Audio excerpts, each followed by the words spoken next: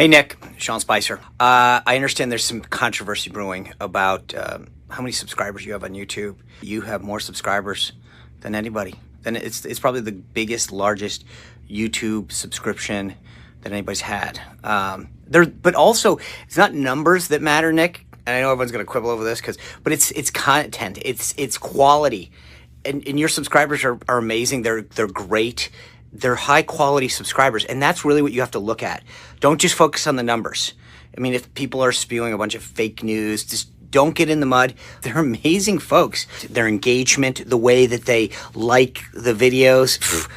Anyway, I hope this puts this to the end. I hope that this controversy is over and we know who the real YouTube subscriber champ is, and it's you, Nick.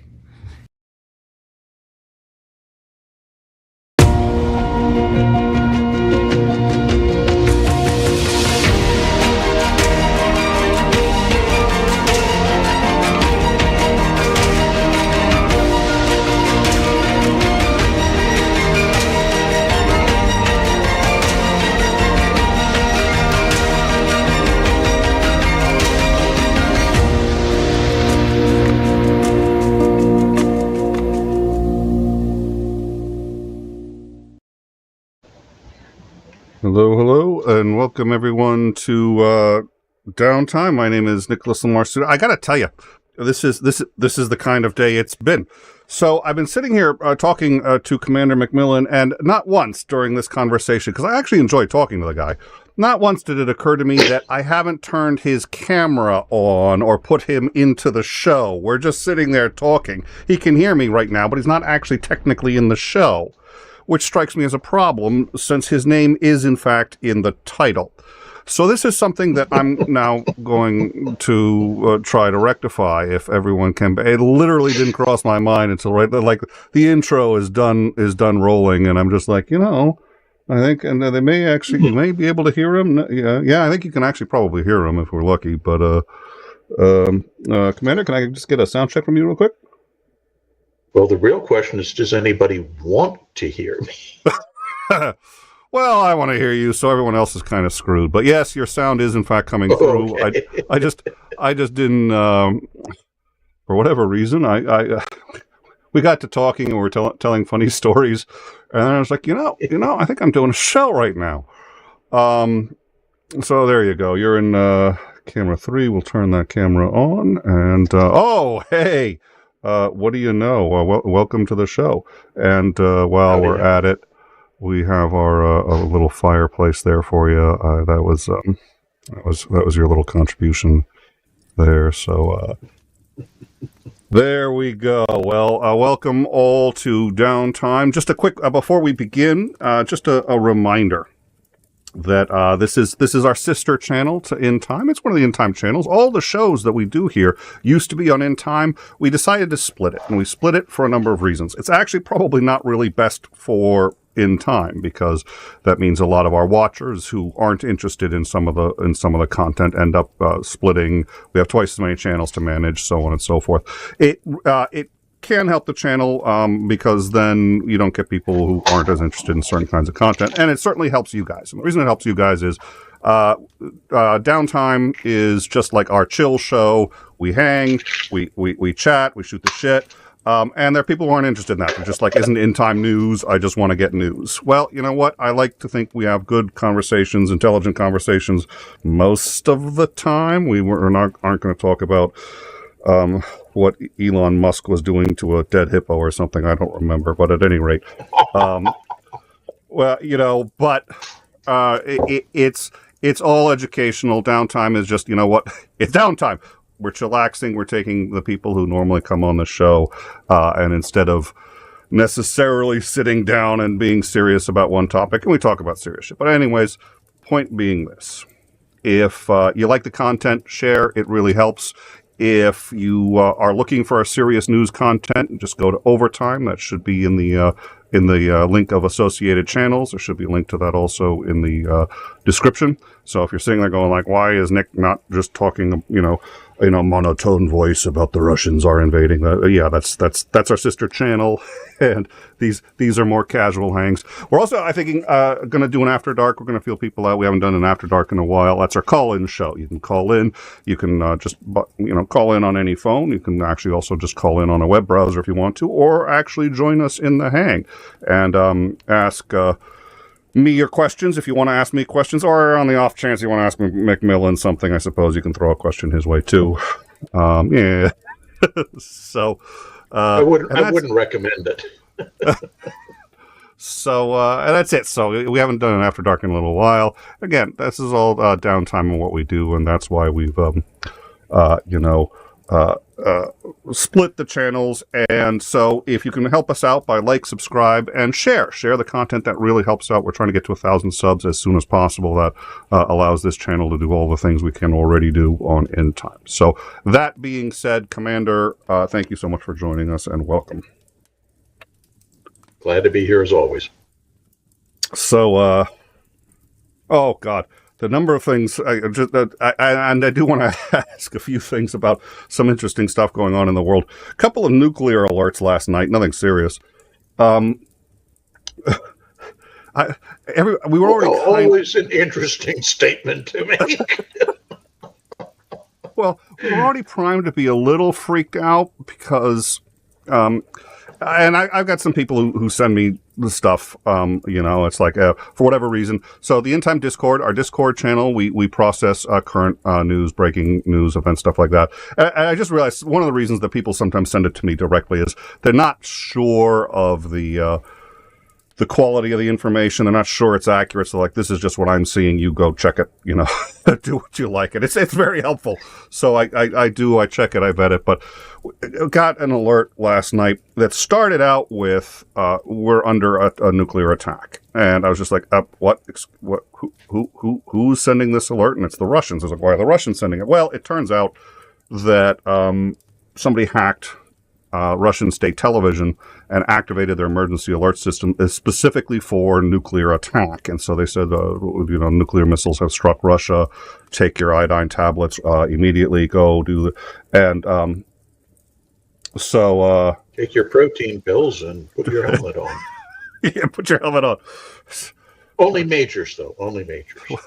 That was Ron White. Ron White said, my mom hates these, there's alert level 1, alert level 2, alert level, what the fuck are these alert levels? And he's like, if it was me, we'd have 2 alert levels. 1, buy a helmet. 2, put on the damn helmet. 3, kiss your ass goodbye. 3 kisses. Well, yeah, see, that's the beauty of 3, is by the time you said 3, you don't really need to bother saying it. So, anyway, so we put it up, but I also was just like, okay, I didn't want to trigger anybody in the same way that I had kind of gotten triggered seeing this thing. So it's like, okay, this was just an alert. It is a true fact that this alert was made. It is a false fact that any nuclear weapons were deployed. But one of the other interesting things was shortly after that, I got a frantic. Let me just see if we can. There you go. Shortly after that, I got a frantic DM, nuclear missiles inbound to Ukraine. And I was just like, wait, what? Like, ICBMs coming into Ukraine right now. They've been launched. They're coming into Ukraine. It's like, whoa. What? And I'm freaking out. I was like, that doesn't make any sense. This wouldn't happen without what the fuck is going on? And I swear to God, it's ICBMs. These what is it? These ballistic missiles. Whoa. Intercontinental ICBMs or ballistic missiles. Which is it? They're the same thing. They're the same. No, they are not the same. They are not No, they are most decidedly not the same thing. And Titan had sent me 2 minutes prior. He had sent me this warning. We knew that the ballistic missiles were headed into Ukraine.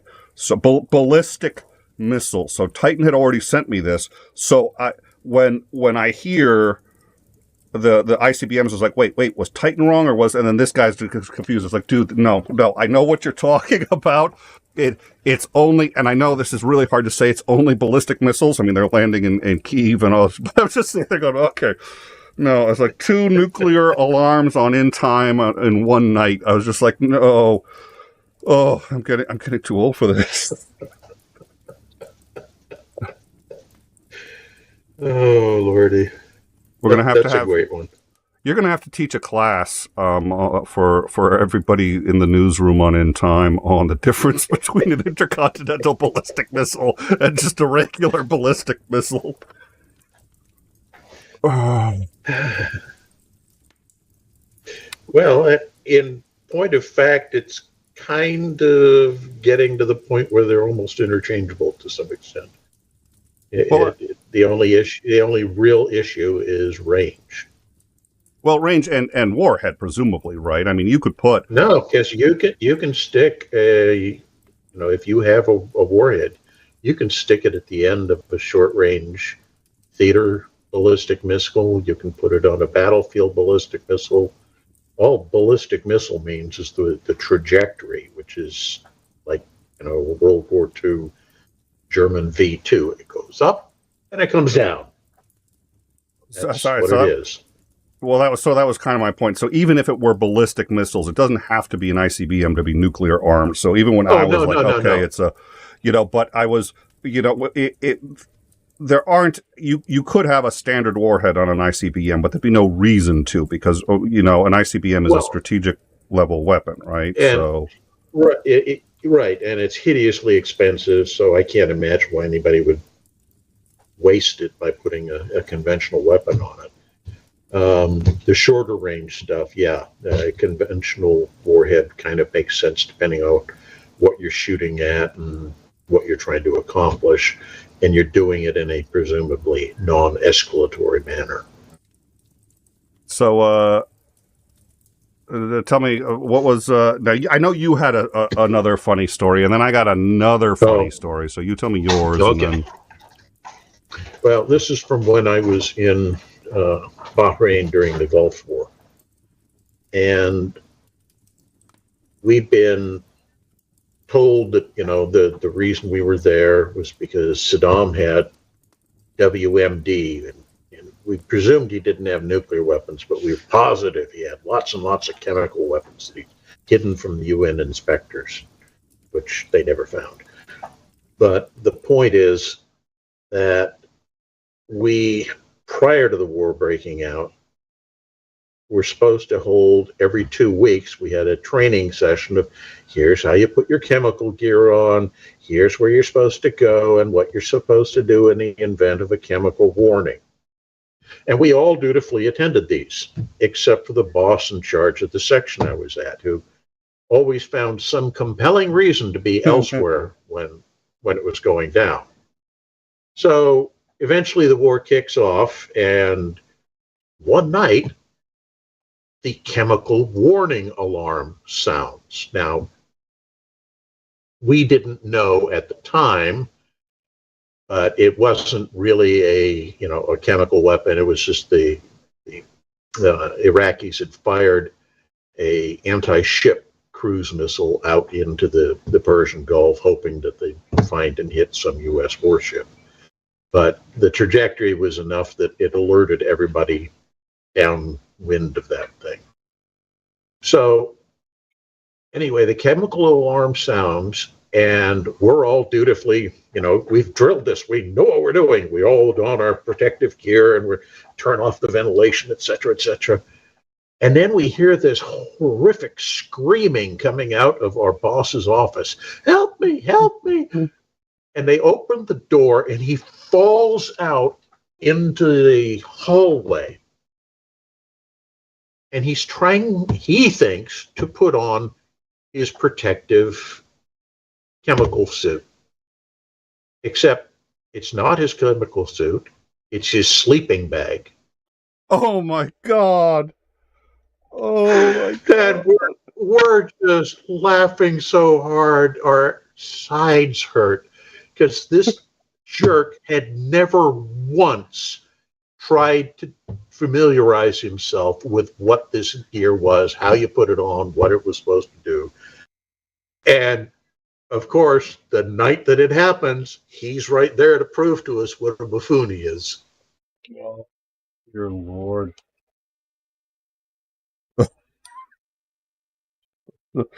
Well, so okay, so I got another one. And we do have a couple of questions. I do want to ask you a couple of Sure. like more stuff. Oh, so there was two things actually, because I had one more story, but the other thing that I just find fascinating is, of course, the WMDs in Iraq, which it really depends on what you mean by did he have them and were they there, because I wrote an article a while back, like at least 10 years ago. On that, because there were WMDs in Iraq. And it's funny because people get triggered, and I've had people shut down the conversations as soon as I say that. They were just declared. So on May 4th, whatever the year was, he had to make his weapons declarations to the UN. He declares his weapons. They got put at sites like Al-Qaqa, Jesus, I've forgotten that, 𝗬𝗎𝗲, and they had all these weapons, chemical weapons, the high explosive HX explosives, all that other stuff, sarin. Yeah. But they were there. They were absolutely there. But we knew where they were, and they were under UN seal. And the reason that's important is because if we went in to grab the chemical weapons that he hadn't declared and was hiding, why didn't we grab the ones that he did declare and were kept under UN seal by a little piece of plastic? They had like a little plastic ring. They put it right around the door. Yeah. And the UN reminded us. The UN basically just a tamper seal. Yeah. Yeah. So the UN called us up and they're like, we have a guy at each of these sites. He is unarmed. He cannot repel an army. He is there he's a monitor. That's it. And we have told him to get out of Dodge because you're invading. Here are the sites that are technically under UN seal, but they're in Iraq. And they actually belong to Saddam Hussein. They hadn't destroyed the weapons yet. They bail. And I think it was, I forget what Marine unit, but one Marine unit actually spent a night there. And they just moved on. They were so busy going to Baghdad, they just moved on. And by the time anyone thought to secure these things, it was 6 months later. Yeah, it was 6 months later, and they'd all been looted. But most of the IEDs came from 𝗬𝗎𝗲. The high explosives there. Now, it turns out most of the sarin gas probably couldn't be used, but they didn't know for sure. It hadn't been destroyed.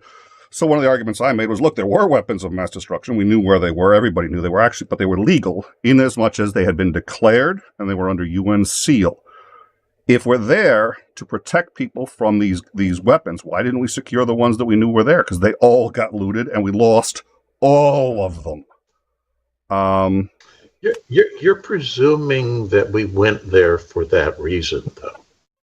I'm not. I'm arguing with people who tell me that's why we went there. And I say, if that's true, then we would have secured the ones that we already knew about and that everybody that had been declared, because they're just as dangerous. There actually were weapons of mass destruction there. But it gets into this gets into for me, a discussion of nuance, because for my point, to say that is irrefutable proof that we were not there for weapons of mass destruction. Obviously, we weren't there because there were the ones that our intelligence had told us were there that we were trying to get, but those were no more or less dangerous than the other ones that were declared. When they say weapons of mass destruction, what they mean is the undeclared stuff.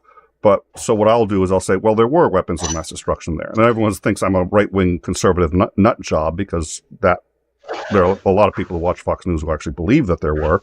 I'm sitting there going, no, there were. It's just what we were really going after was the undeclared stuff, not the stuff that had been turned over to the UN and attempts to lift sanctions and do all that other stuff. From all we can tell, Saddam Hussein was completely complying with the UN resolution. I forget what it was. I think it came out in 92. I don't remember. I got to find the dates, but I just find I just find it interesting because it gets into the other one I say too that just shuts down a conversation is Hillary didn't delete a single email. None of the emails that she was accused of deleting, she deleted, which is of course true. She didn't delete a single one. She had nothing to do with it. But that's a whole other story. So, all right. Went to see my doctor. My father had pretty significant heart troubles. Wasn't what killed him, but he had heart troubles. He'd had heart troubles all his life. He had a pacemaker installed a few years before he died. I've been having some heart issues, so I go to my doctor. Now, he says, you got two choices. We're going to have to start monitoring you. You've got two choices. The first choice is for free. You can get an EKG heart monitor thing. Your insurance company will pay for it. It's not a big deal. but you got to hook it up. You can only, most people use it less than once a day because it's a pain in the neck to hook up to all this other stuff. I said, okay, yeah, there's that, or what? He goes, or you can get an Apple Watch. Are you shitting me? He goes, no, the EKG on that's actually is about 95% as good. And it'll tell me what I need to know. He goes, a lot of and they start showing me this data. And he goes, and the fact of the matter is the Apple Watch can monitor you even when you're asleep. And even when you're not, when you haven't set it up, when you're not actively doing it. Goes, so, one of his patients had done both. He goes, here's my patient's monitor. Every time he used the EKG, it was fine. This was his heart when he was sleeping. Because when he was sleeping, he started getting this arrhythmia going. Goes, and nobody would have picked it up, but the watch picked it up. Said, so he goes, if you want now, he goes, the watch is expensive. You don't have to get a modern one. He goes, anything after the 4th generation can do it. Now is, I think, 9th generation, whatever it is. He goes, so you can do it with a 4th generation or older, but that's it. So I was just like, okay, well, I had an Apple Watch. I got one like as a present. Someone gave me one a long time ago, the 1st generation. It's like, maybe I'll get another one. So I tell my wife, mistake. Wait. Our doctor says you need an Apple Watch. I was like, no, seriously, this is what he said. He said it's like a life-saving device. And all this. She goes, yeah, okay, fine. I was like, no, he said this. Call him. She's like, no, listen. And anyway, apparently it's been saving lives and all these other things. It's a really interesting piece of technology. But I went to see him a second time. I was like, you have to document this because I made him document it.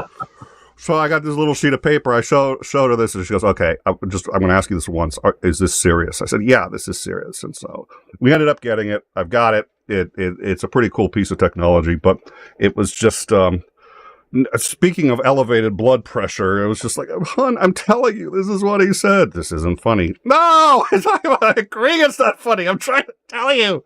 It's medical. It can save my life. Don't you understand? I need an Apple Watch. And a new toaster, maybe. Sure you do. Yeah. Oh, dear Lord. So, we had a question. Titan had asked what you thought about the nuclear alert thing, and you and I had actually been talking about it backstage. That was one of the reasons I didn't set up the camera.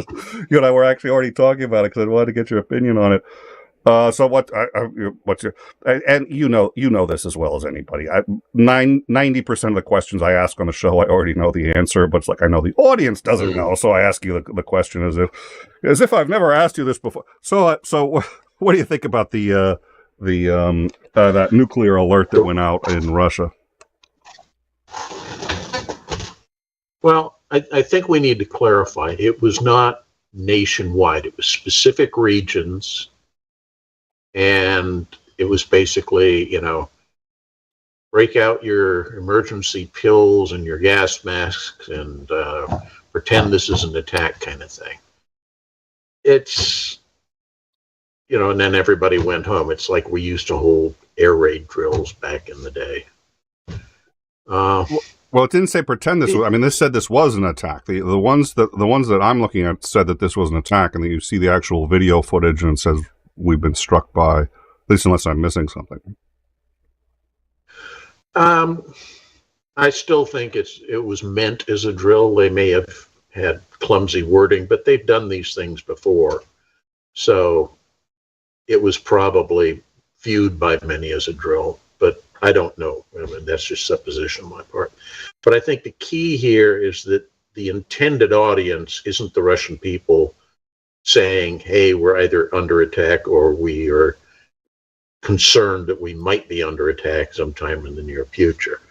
This is, to borrow a phrase out of the movie 13 Days, this is a new form of diplomatic communication. It's I wouldn't even say it's particularly new, but it's Russia's way of trying to tell us without telling us that we're getting worried and you better be serious because we're on a hair trigger, and if you do something that really pisses us off or scares us, you're all going to die. That's what's going on.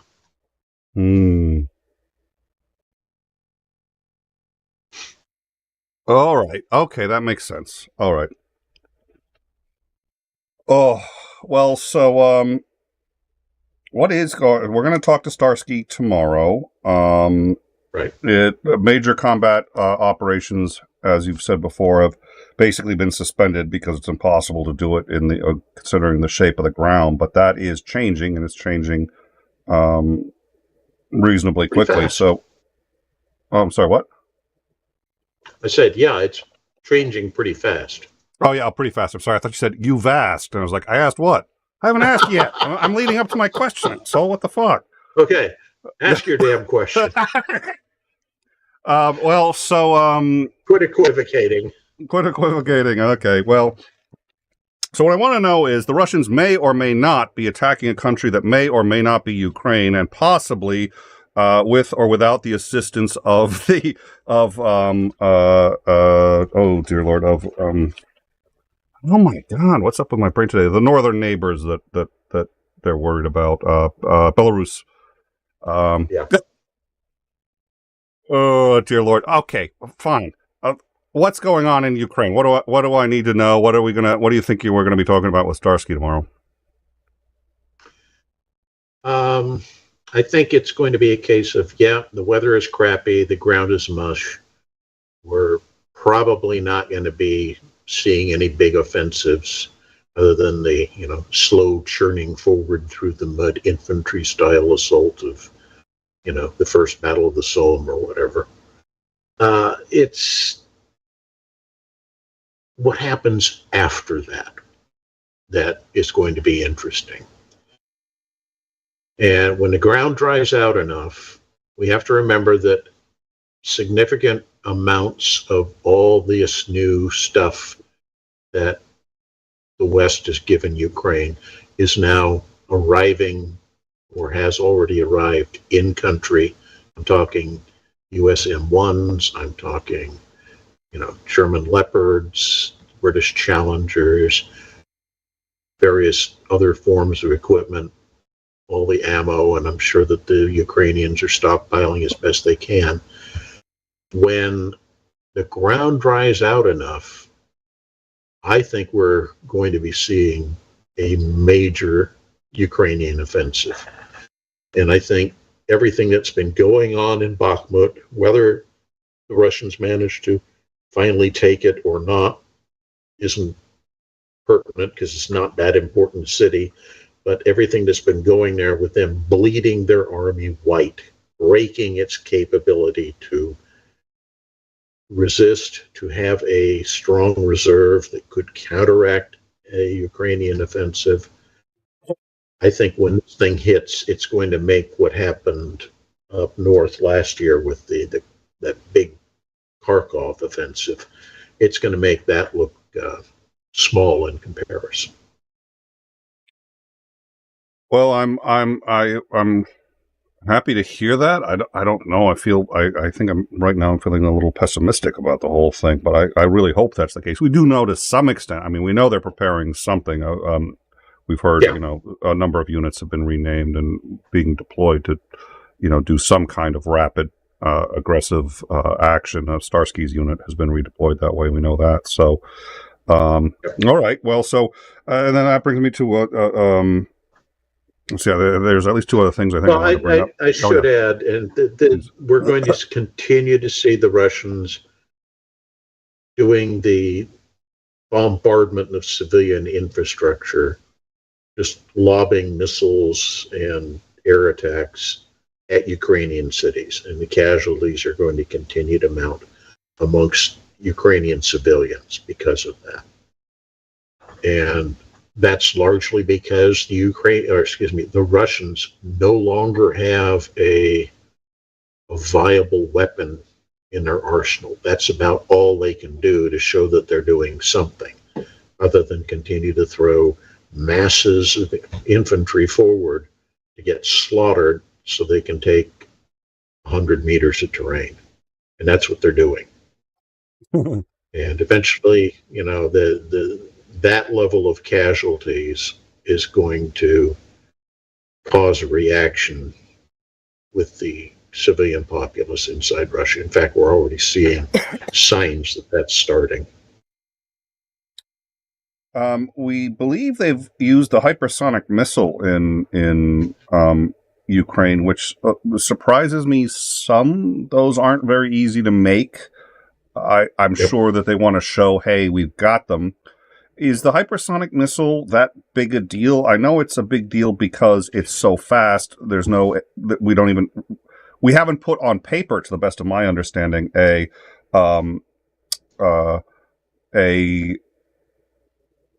theoretical system that could actually shoot down something moving this fast. But other than that, and of course you could put a nuclear warhead on it, is there anything? I mean, they put a regular warhead on it and used it to hit so it can get past Patriots and all that other stuff. Is there anything other than that that's a big deal about it? It's harder to shoot down. That's about the only thing that makes it special. Beyond that, they could just as easily be using much older, almost World War II V1 buzz bomb style weapons for the same effect. It's going to make a big hole in the ground. Under sanctions, I assume they're harder to make. Yeah, that's the thing that keeps making me a little confused as to why they keep burning through all this top-end military stock for clearly very little effect, when they could just as easily be, saving that stuff and using more primitive weapons to achieve the same effect. So I don't know what's going on there. Do we have any idea, or at least if we may have an idea, but is it public knowledge about how many of these they have? That was a question from the live chat. Do we know how many hypersonic missiles they've got? I would imagine they had several hundred before the start of the war. The question is how many have been expended by now, and how many simply haven't been maintained and aren't functional. And yes, that's an issue. The higher tech something is, the more maintenance you need to put into keeping it functional. And I think, as we've already seen from the early part of the war, doing maintenance on equipment is not the Russian strong point. Okay, so hold on a sec. So the higher technology something is, the more high tech it is, the more resources needed, more maintenance needed to make. So what you're saying is, like, I'm like ultra tech. I'm like super technology. That's right. You are. I like this. All of us are. Taking the maintenance to, but my daily maintenance routine is getting out of bed is getting harder. I'm like, really? But eventually you just can't source the spare parts you need to keep the game running. Exactly. Lance said I'm ultra tech because I'm so high maintenance on. It's like, well, Lance can take a long walk off a short pier. Yeah. Oh dear Lord. So turning into a depressing topic, but I did want to get your take on this. Don't know if I'm going to. I probably should ask Starsky about this. It's not an easy. About the soldier who was executed, and we have this on our Discord. We're not going to show it. And we've shown things that bad or worse before. It's bad, but it's just awful. Not. It's gratuitous, and it doesn't. Showing it does not add anything to the conversation. You don't need to see it to know what we're talking about. It was a soldier who was executed. His last words were "Slava Ukraine," and he gets executed quite brutally as well. And it's not the first brutal execution we've seen out of there. Some of the execution methods that we've seen are genuinely fucking medieval. Hitting somebody with a sledgehammer after they put their head up against it's pretty brutal. Obviously a war crime. He was a prisoner. You've seen war crimes before. We've talked about this. We know there are war crimes in just about every war on all sides, and we've talked somewhat about the sort of the how and the why of that. What are your thoughts on this? I think what makes this one special is that it was captured on film, that we see the whole thing. Yeah. And that brings the message home of what's going on. People can talk about it in the abstract. People who witnessed it can talk about it in the personal hearsay. But until you actually see something like that done for yourself, it's really tough to visualize and internalize what people are talking about when they say that. Well, and we decided, obviously, very quickly we wanted to see if we could find out who he was. We did. It's out there. It's when I say us find out, we don't have investigative reporters. It's not like, but we were scouring, and his name got out, and a bit of his history, and so we found some older photographs of him. It's clearly the same guy, so you read about them talking to his sister, you read about sort of his history, and, all of a sudden it's personalized. I'm thinking again of, I really have to watch how many times I quote Stalin on my own show, but there's just something about that that's just wrong. But one death is a tragedy. A billion deaths is a statistic. And it's, I look at that and I realize, and it's still too, Mars, when we had Mars on, and Mars, for those of you who don't remember, he is a volunteer out of, where was it? It begins with a P, and I can't, oh God, my brain is just not recalling words. Portugal. I think it was Portuguese. Yes, I think so. Thank you. So he was, he's Portuguese, and I should check in with him. It's been about a month. I've decided I would like to check in with him about once a month just to see how he's doing. But he's going back to Ukraine. He had to leave for medical, but he loaded up a van with medical supplies, mostly for infants and up to 2-year-olds, and then went and has just been volunteering. And he's been an instructor, and he's teaching sort of mental conditioning and all this other stuff. We're pretty close to the front lines, but I'd asked him about, people he knew that had died, and he just started rattling off names. And you could tell it was having an impact on him doing it. And then Starsky did something similar just a couple of days ago. We had Starsky on, and he started talking about these names. He had mentioned too that sometimes he knows that they're dead, but he didn't go to their funeral because he's in the war right now. And he doesn't even sort of realize that they're dead, and he thinks, oh, well, I should go call them up, and I shouldn't say, oh, yeah, their funeral was 6 months ago. And so, you see this guy, and you realize that there's thousands of them. There's a lot more than thousands.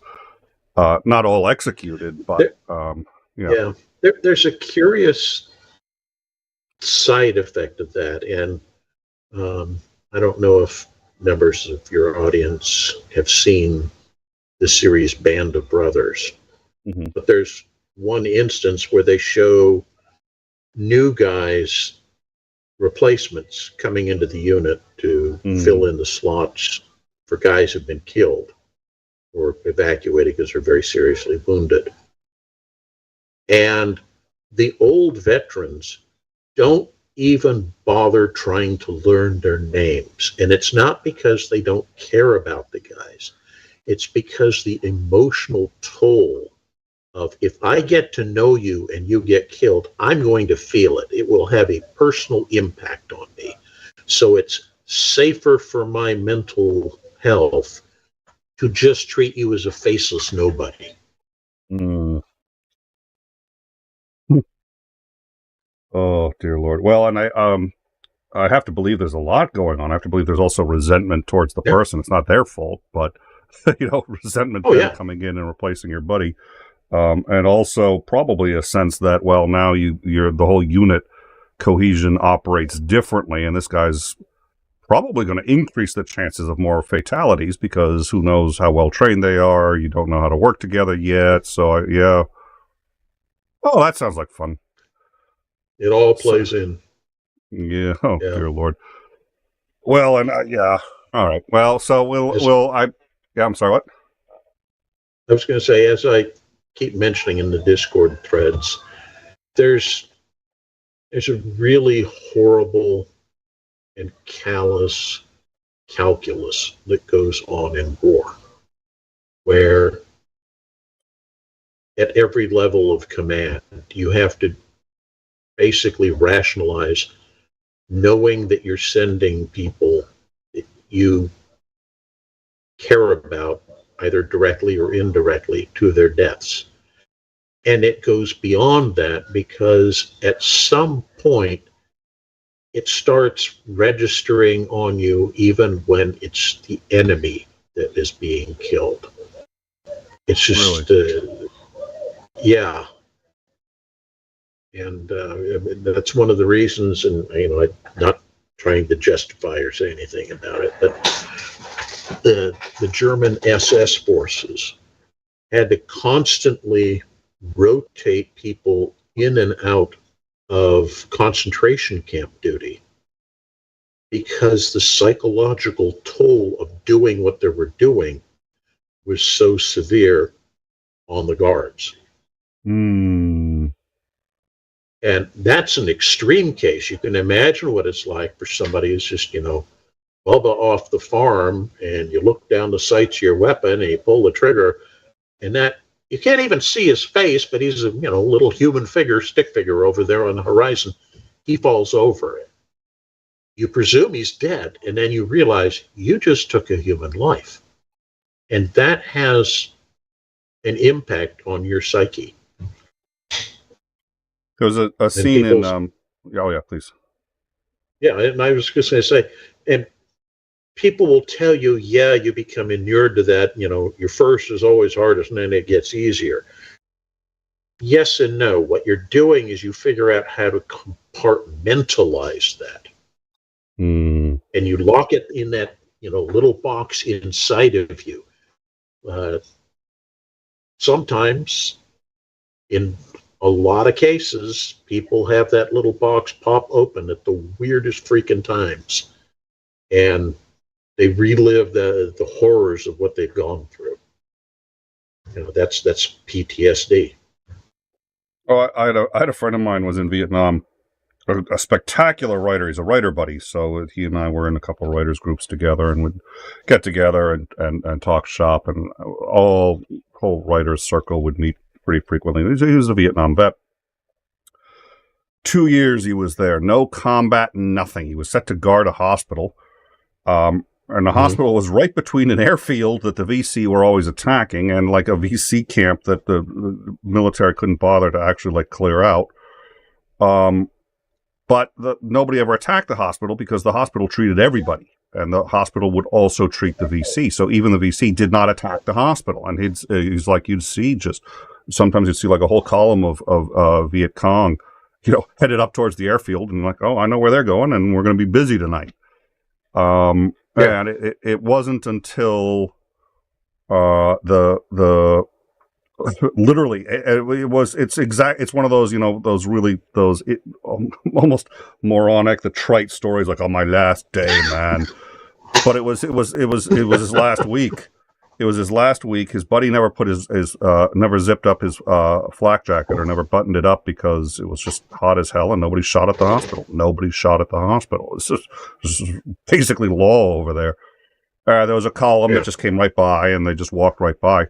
And then at the very end, there was this one straggling guy, and they're looking at him, and he didn't look right. And he was walking kind of funny. He was a little distracted, and then he'd suddenly run to catch up, and then he'd get distracted again, like he's high on something. He's really high on what, I don't know. But then he saw the guards, and he must have thought this was the position that he's got to take, because he's one guy just rushes the hospital. And he got a shot off, hit my buddy's friend, and my buddy returned fire and killed him.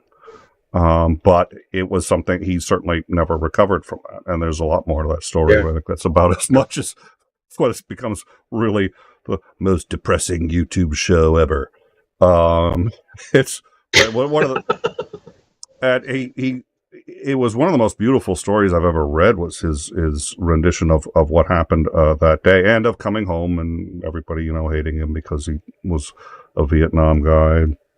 Now he's one of those, he wears sandals. He has to wear sandals. He cannot wear shoes. He has to wear sandals, but his feet get cold, so he has socks in them, so everyone makes fun of him. But he has to wear sandals because otherwise the Agent Orange kicks in, and his feet start to swell. It's a weird, he's got all these weird, medical conditions and so on and so forth. My personal website, I don't have anymore. For a while I was doing a blog and I was having people post their stories, people that I knew, writers, and he had put his up there, and the blog went down a while back, and I haven't really had a chance to. I should put it back because it was a very good story, and I felt privileged to get the rights to be able to put it up. So he was a good guy. But anyways, what was the? Oh yeah, he had survivor's guilt. He ended up having to do grave duty that night, and so he already knew where the body would be. So he had to go find the body. They had to search it for intel, and he found photos, of course, of the guy's family and the whole 9 yards.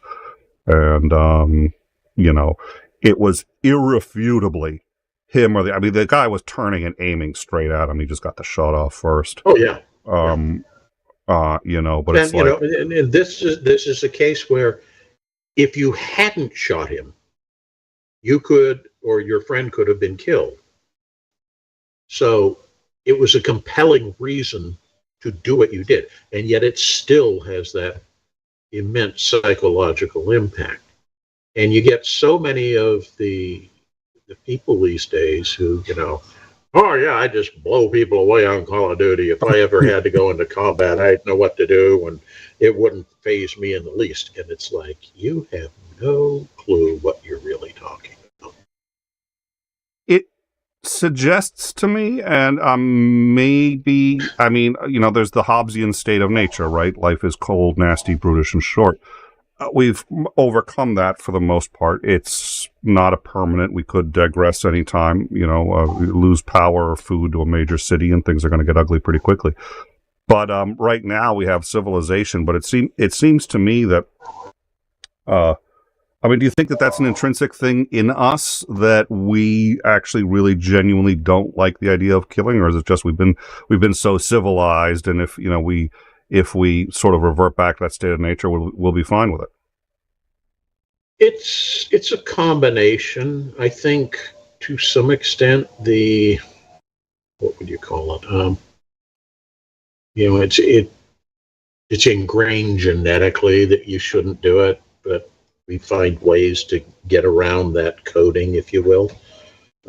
We certainly get, the "thou shalt not kill" message pushed down on us all.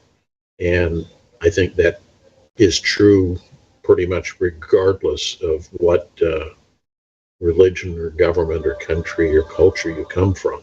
That's kind of a common thread throughout everything. So you're trying to overcome all of that. Is it possible? Certainly. We wouldn't be having these wars and these horrific war crimes being committed if it wasn't. But at the same time, I think it's worth pointing out that there are still enough people who are adversely impacted by this kind of stuff that it's, a condition of the human being that we react that way to these things. I don't think we would have. I think that makes a lot of sense. I don't think we would have society. We couldn't have. I know for a fact we could not have society if we did not have empathy. So empathy is the mortar of society. You can't have it without empathy. We do have individuals who don't have that. We have sociopaths and psychopaths. We have a whole political party that is founded on that concept. We've got Trump, so we've got any number of exceptions to it. But the only reason society can function is because, for the most part, that kind of behavior isn't tolerated. And even them, they usually learn to find a way to hide it because they know that kind of behavior isn't tolerated, and that's how society functions. And I think, I think what happens is, first of all of us feel like on some level we're invulnerable, and there's a lot of reasons for that. one most people don't think about is you've been proven invulnerable so far. Anybody who's listening to this has survived the odds, whatever they are. They may have been good or bad, depending on. But all of us have had close incidents. All of us have done something like, oh, wow, I could have been killed. And yet you weren't. So by nature of the fact that you're here to think about it, you're like, wow, I've lived this long. I must. And psychologically, it kind of reinforces this idea that, well, maybe, you're special. And so on some level, we think we're invulnerable. And I think people end up maybe I'm invulnerable. Yeah. But, so you end up with this weird mix of I think if people had any idea just what the chances were, it could really digest. It blew your mind, man. Yeah, if they could digest that, I think they'd be a lot less likely to go to war. But the other thing that they don't think about is what it really means to kill someone. And that seems to be reasonably antithetical to the human experience for most of us. I agree. Yeah. So Trump. So speaking of assholes, Trump got what was it? I want to say 64, 68 at the straw poll at CPAC, which I thought was shocking, given that he had gotten booed. Well, it's a pretty narrow audience to begin with. So. Oh, I understand, but I really thought that he'd be in the 40s. Okay, he was in the 60s. So people are thinking that, he's actually got a shot. Bill Maher went on, I think it was CBS, and said, listen, I think he's going to be the nominee. And everyone's sitting there going, that's the dumbest thing I've ever heard. And they're like, well, here's the problem. Santos and everybody else are going to, not George Santos. Yeah, George Santos will be too busy curing cancer to run for president. He's going to cure cancer in between the... Santos and Musk have a lot in common in terms of they really believe their own press reports. But, yeah. I think it was DeSantis. DeSantis is going to split the vote with everyone else who's running, and the net result will be, because the MAGA is going to vote in one solid core unit towards Trump, he won't win a majority, but he'll get a plurality, or maybe he'll get the majority, and I don't know. It depends on the vagaries of how they do the nominations in the make a nominee in the Republican Party. So there are people who are saying he's got a serious shot of making it, and that if Dems want to stop him, they have to start aggressively now. I still am Ron DeFascist. I love some of these names. Sinister Porpoise just said Ron DeFascist. There's Ron DeFascist. There's Elon Muscovite. I think we should. Yeah, I think we need to make We need to make a new channel just for these names, and just sort them and just keep updating the names. Or I'll just do a post and I'll update it, because that's a good one. So I don't know. Do you think he's got any shot at all? I still think that the legal troubles are going to sink him before they get there, and I think the Republican Party will find a way to take his knees out from under him, because the last thing they want is for him to get to the White House and get taken out by a legal thing for him.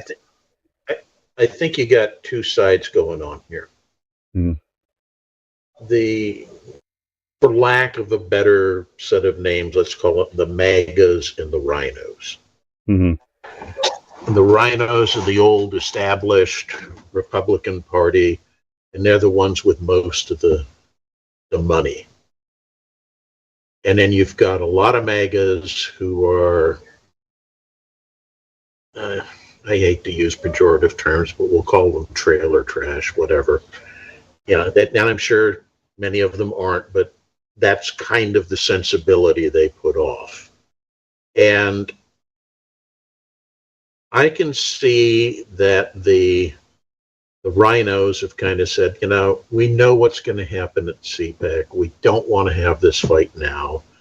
We're going to try to get this all sorted out between ourselves before we get to that point.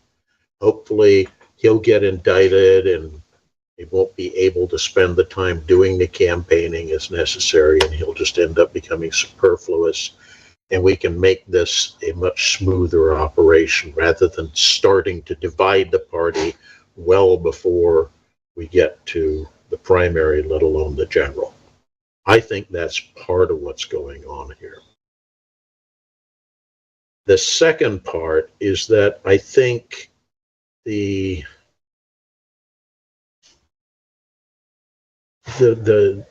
won't say it's a MAGA crowd, but we'll say it's Trump's inner circle are utterly convinced that the Teflon Don is going to work his magic yet again, and somehow all of these legal problems are going to evaporate, and he will just coast in.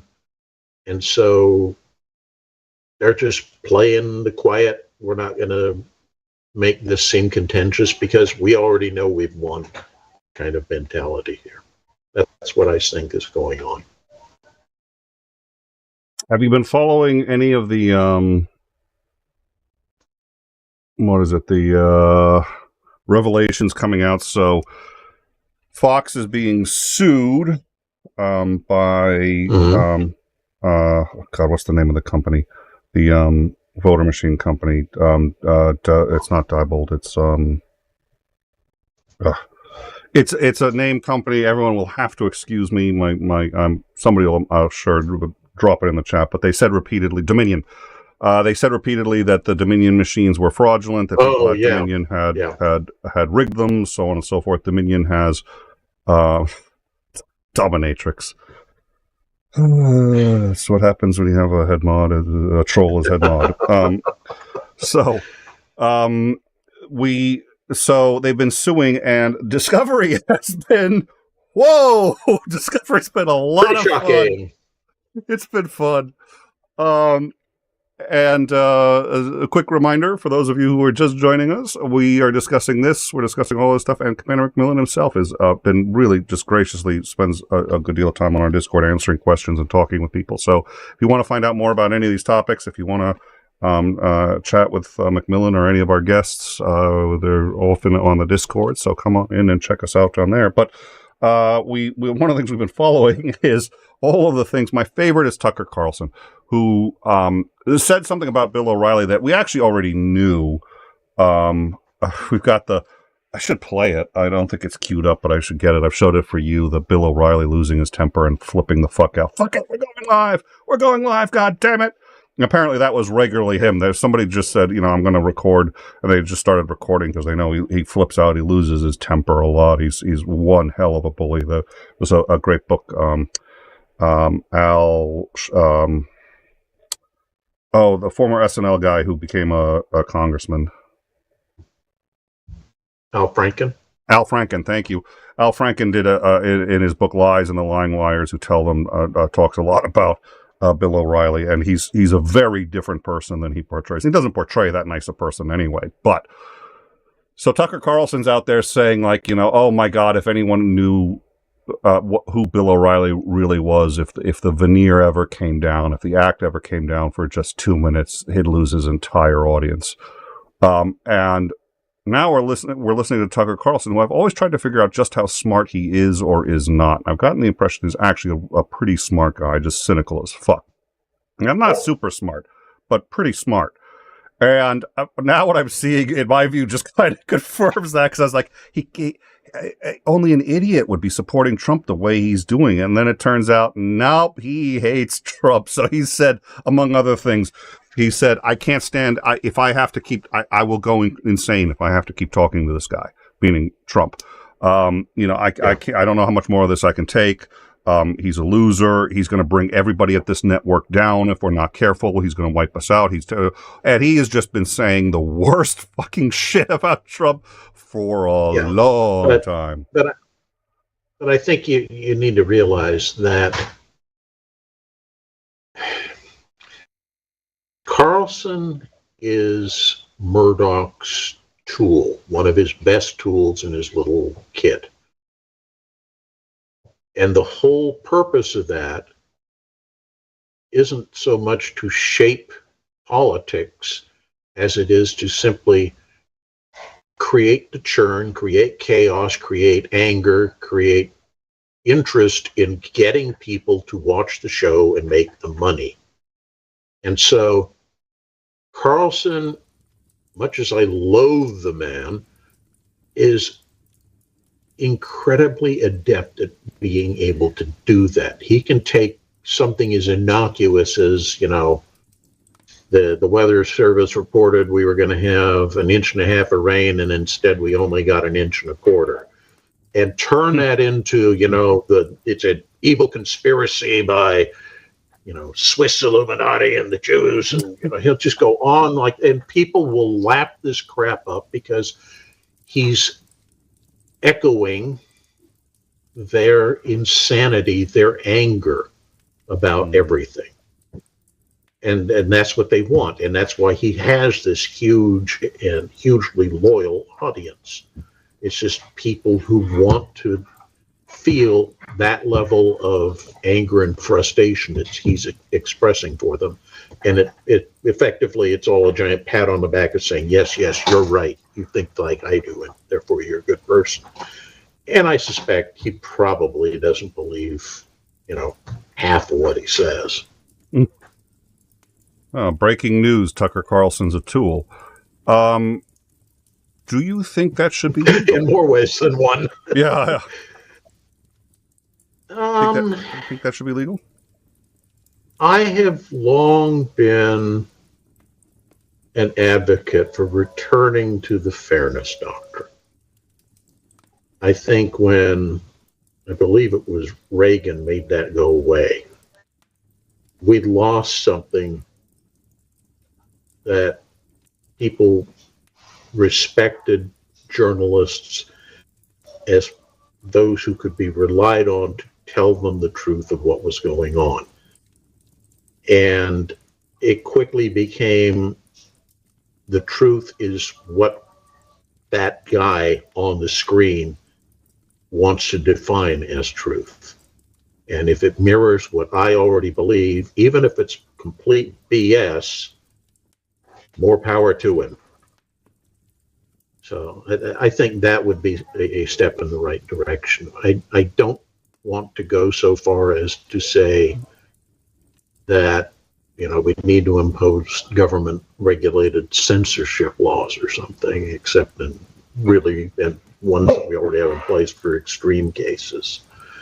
But I think something needs to be done to start toning down the adversarial nature of what passes for journalism these days.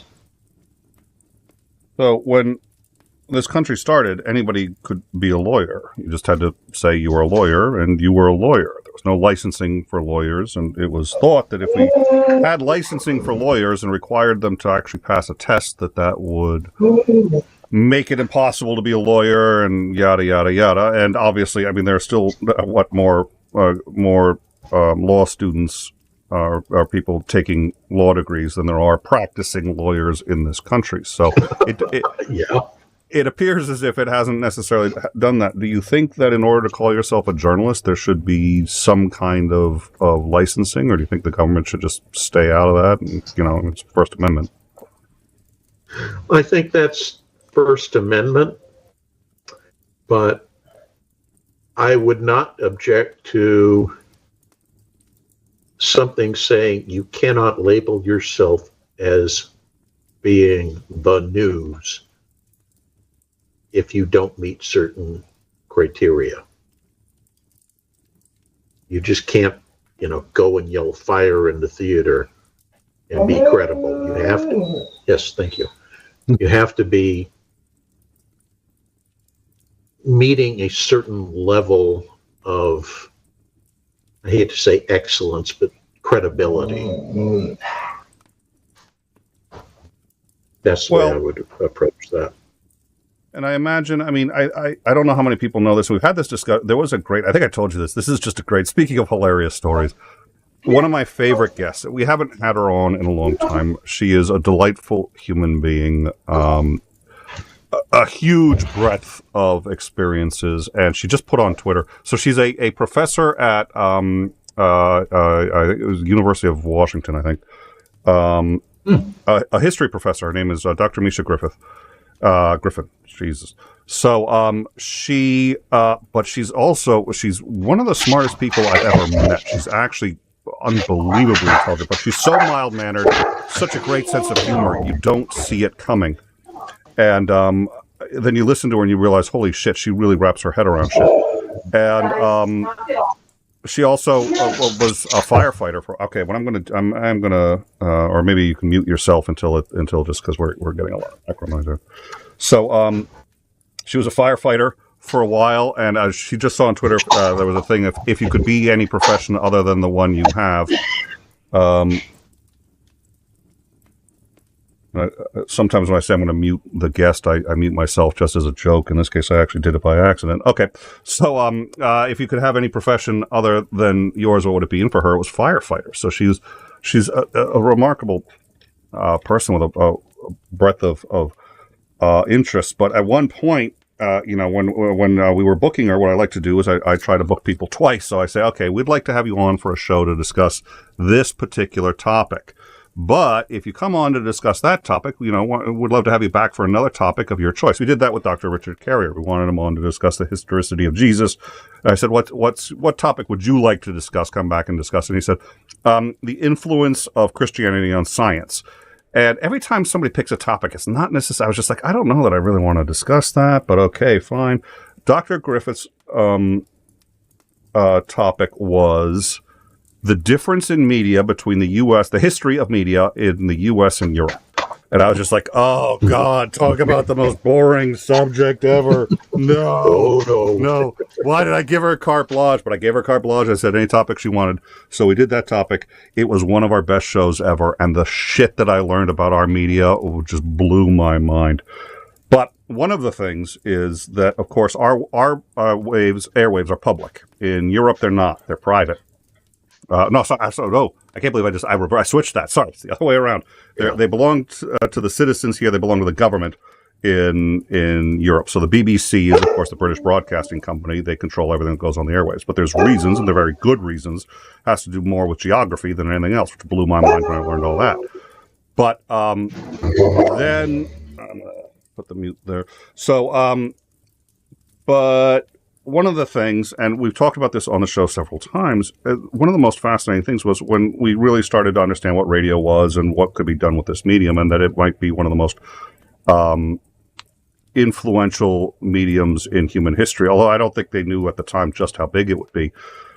They said, okay, we're going to make them free for everybody to use. You got to get licensed, but it's free. But, all the major networks could use it for free, but they had to do 1 hour of community programming every night, and that became the nightly news, and that's how we came up with it. But at the time, nobody thought they'd make any money on it, and they're like, well, we lose an hour, but that's what we pay for. 23 hours is us. 1 hour a day we give to the American people who own the airwaves.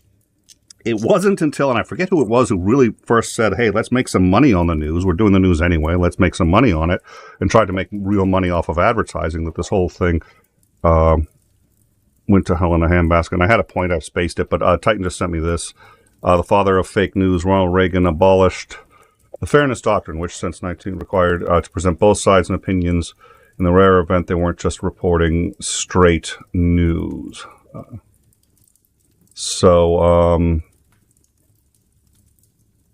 Yeah, there you go. So, I don't know. I'd like to see, okay, you can't make money off the news. But then if you do that, especially with airwaves now, not necessarily, you don't have to do over the air. You can do so many other ways that maybe nobody's going to do the news if you don't have to, if you can't profit off of it, or if you can't do commercial advertising. So I don't know how to, but I think it was the commercial advertising that was the death of news. For all the reasons you just said, right? I mean, in part, but now the other part of it is that trying to regulate becomes really problematic, since most of the stuff is not broadcast through public airwaves.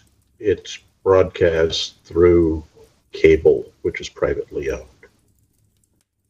And so trying to raise that flag of, you have to adhere to our rules because you're using our medium won't hold water.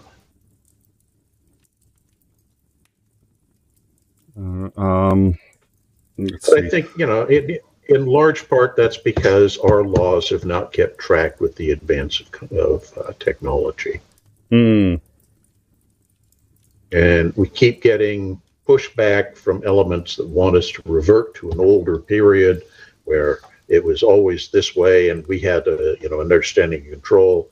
And so every time we try to impose new regulations, it gets shot down. But you see this every time there are major technological changes. I mean, look how long it took from the development of the steam engine and the first railroads until they finally started passing legislation to regulate it and make it safe.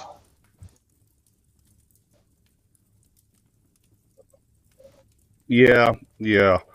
I think, yeah.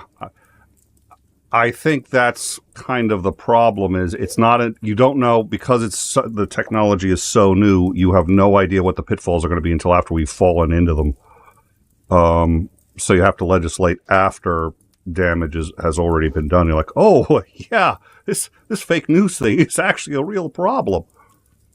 Yeah, but the corollary is if you don't regulate fast enough, it may be that the change the people who are, the ones profiting off of the change can get rules passed that prohibit you from ever regulating it so that their fortunes aren't impacted. And they can do some truly heinous things. Well, I'm going to take a U-turn because we got reminded, and that was from Dorito, who reminded me about this, and I thought this was an interesting topic too. You've heard that DeSantis, I think it was DeSantis who suggested now that we invade Mexico, and there are caveats to that.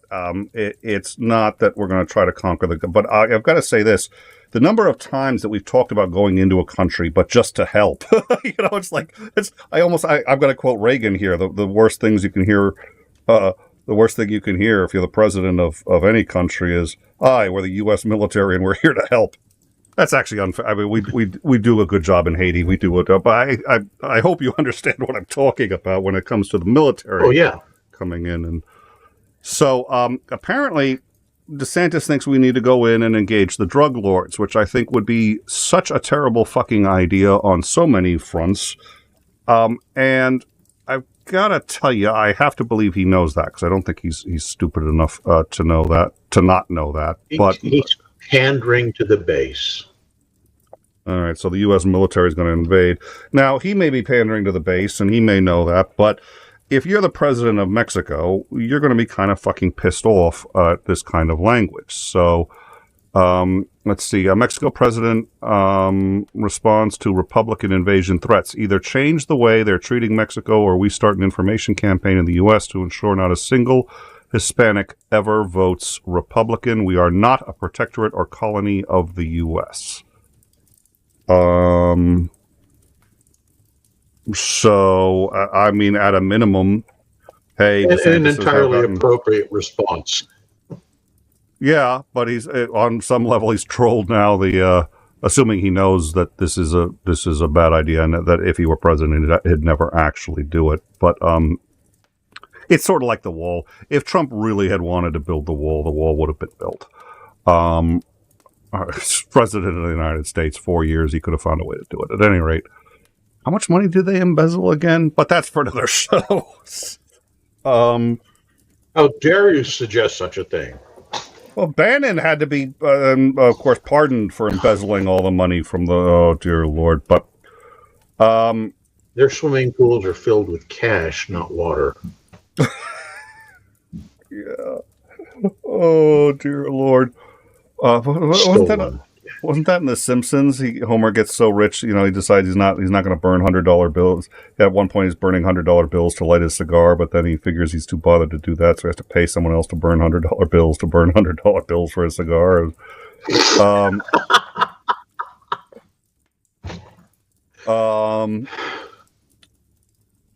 So this is a discussion that we've had before. I don't think I've ever had it with you, but we've talked about on In Time before. That, you get a lot of,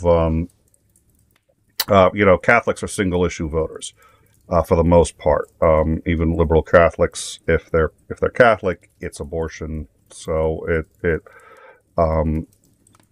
so if you're talking about Florida, which has a significant Hispanic element, at what point? I mean, is this going to have any significant impact, do you think, or is this just what do you see anything going on in this? What are your thoughts on this talk? We always pay attention to the base. I think we got that. So what else do you think? Oh, Lordy. Saved by the Bell. Scam.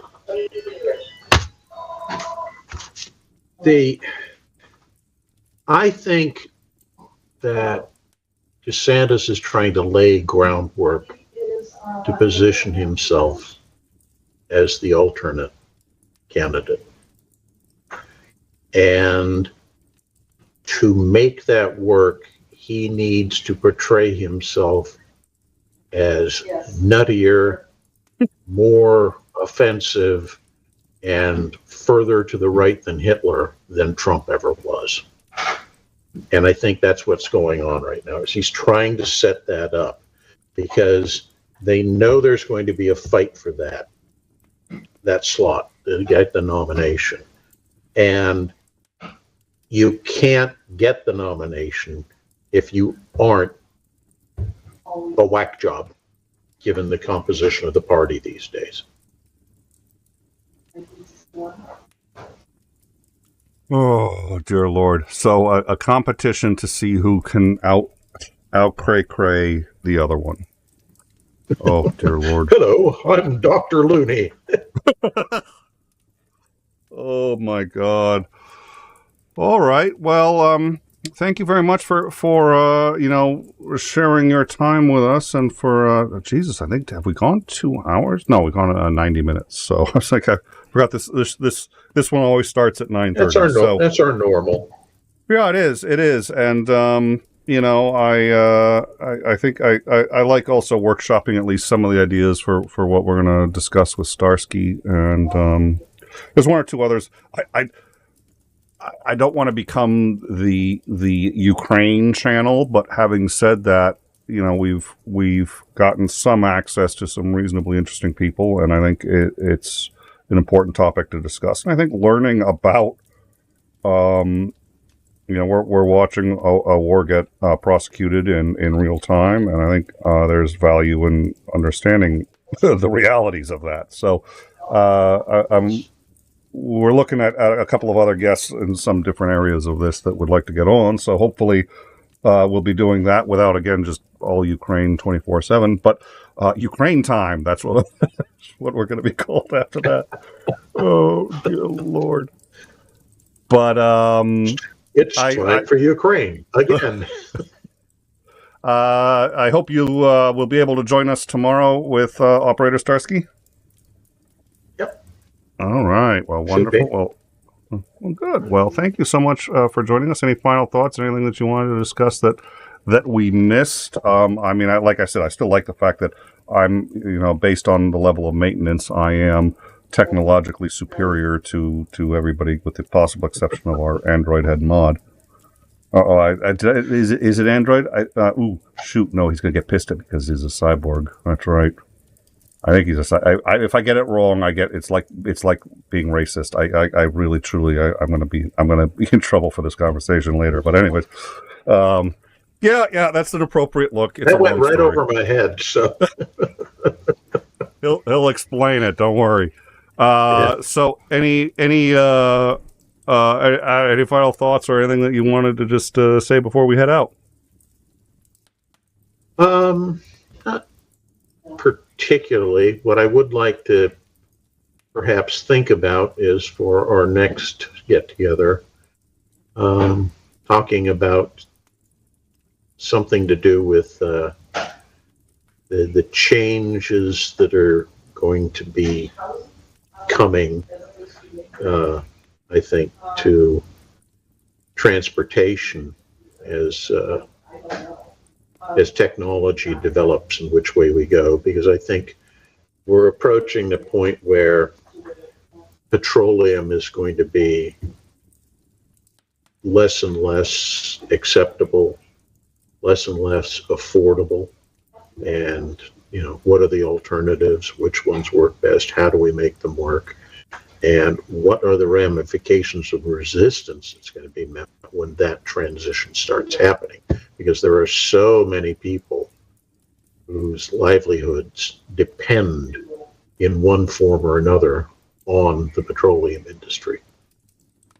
From gas station attendants to long-haul truckers to how you commute to work, et cetera, et cetera. And I think that's a fascinating topic that would be worth exploring. Absolutely. Well, let's do me a favor. I mean, if I end up forgetting, you can always bring it up because we can. I mean, this is downtime. We can shoot that shit on anything. This random thought will, exodus out of my mind in the next 10 seconds. So. Okay. Well, I wrote it down. Which